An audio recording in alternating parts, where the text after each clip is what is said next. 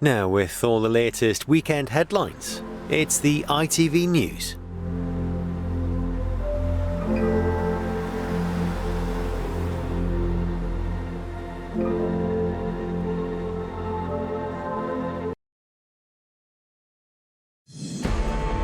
Rishi Sunak makes a surprise visit to Ukraine. The Prime Minister promises President Zelensky more military aid and praises the bravery of his people. It is deeply humbling to be with you in your country today.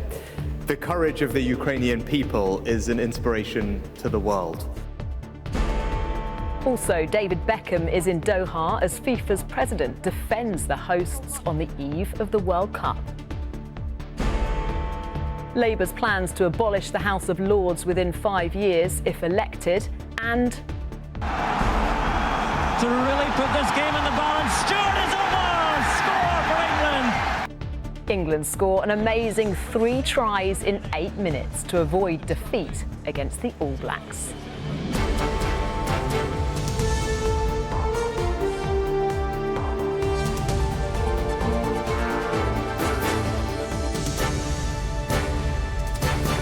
This is ITV News with Rebecca Barry. Good evening. In the snow-blanketed capital of Ukraine this afternoon, Rishi Sunak appeared to receive a warm welcome. The Prime Minister made a surprise visit to Kyiv for his first face-to-face meeting with President Volodymyr Zelensky. Promising to continue to stand with Ukraine, Mr Sunak pledged to send an extra £50 million for air defences to help protect civilians and infrastructure from the intense barrage of Russian strikes. From Kyiv, our senior international correspondent John Irvine sent this report.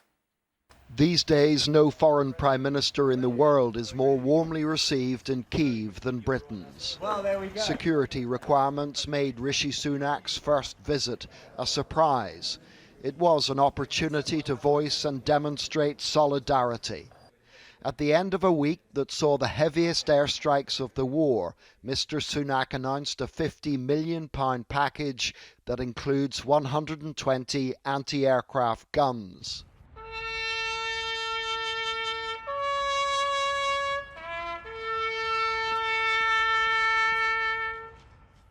Mr Sunak's trip included an act of remembrance at one of Kyiv's most poignant sites, a wall of the faces of thousands of this country's war dead.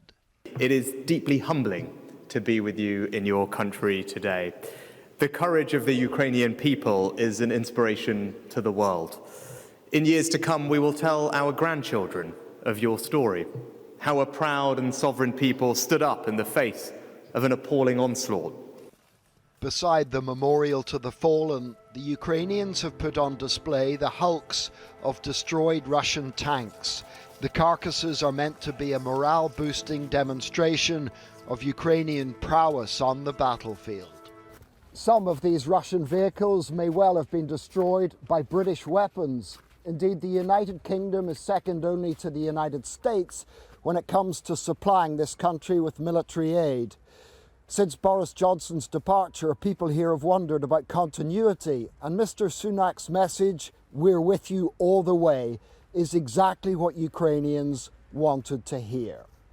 John Irvine, ITV News, Kyiv.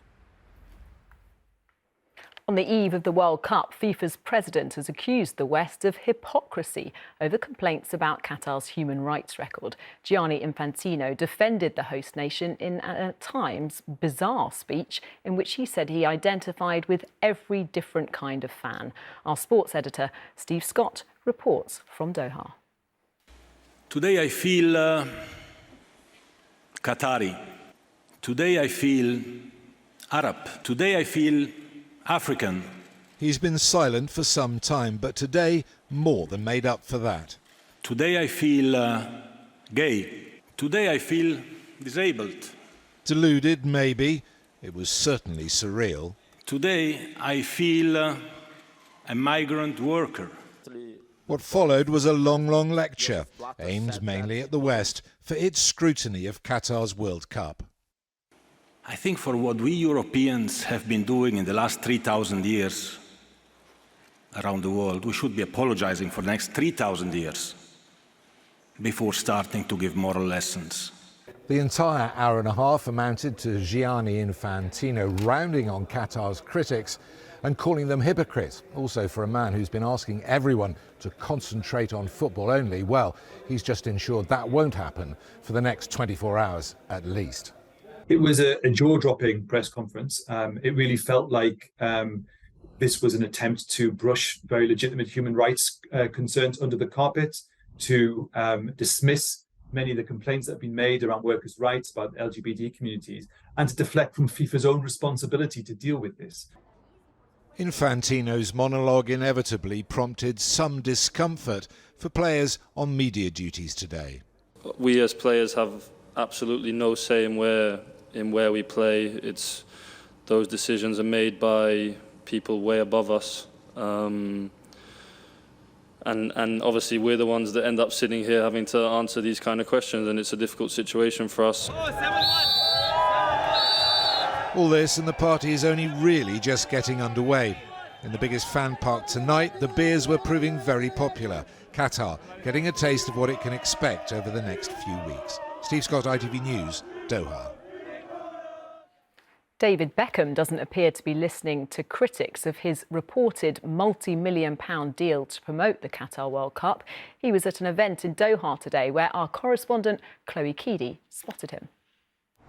David Beckham's presence here is extremely controversial. Qatar, as you've just been hearing, has come in for a lot of criticism in the run-up to this tournament for its treatment of migrant workers and its stance on same-sex relationships. And many people find it simply unpalatable that David Beckham, a huge global star, would choose to be an ambassador for this tournament, reportedly in exchange for many millions of pounds. There have been calls for him to pull out of the deal, but the very fact we saw him here tonight, arriving at an event organised by the British Embassy, suggests he's not about to do that, but he also wasn't about to answer any questions.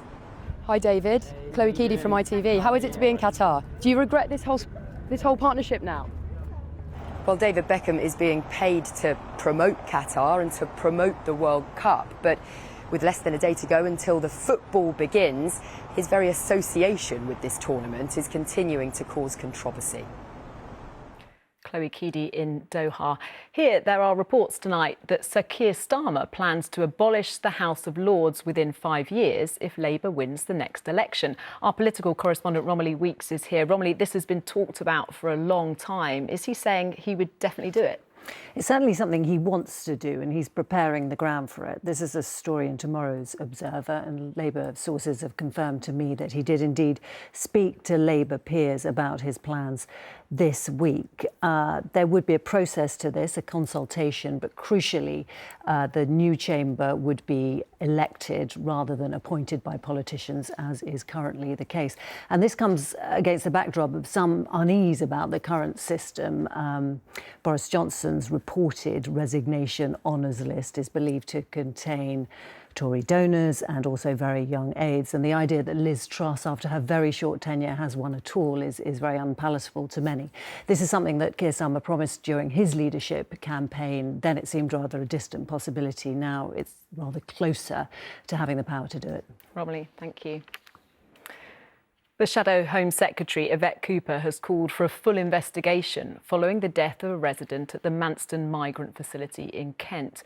The Home Office said the person died in hospital today after becoming unwell at the centre yesterday. He's understood to be a man who crossed the Channel in a small boat last weekend. The head of a Rochdale housing association responsible for the flat in which a 2-year-old died has been sacked. Gareth Swarbrick had refused to resign following a coroner's report blaming untreated mould for Arab Ishaq's death. And more than a day past their deadline, delegates at the COP27 climate summit in Egypt still haven't reached a deal, but they have so far refused to call an end to the conference. And finally, England pulled off a stunning fight back in the rugby tonight, narrowly avoiding a loss to the mighty All Blacks. To really put this game in the balance, Stewart is over! Score for England! England scored 3 tries in the final 8 minutes to salvage a draw against New Zealand at Twickenham. They recovered from being down 25-6. The final score was 25-all and comes 25 years after the two sides played out their only other draw at the same ground. And that's it. The weather forecast is next, but from all of us here on the Weekend News team, thanks for watching and good night.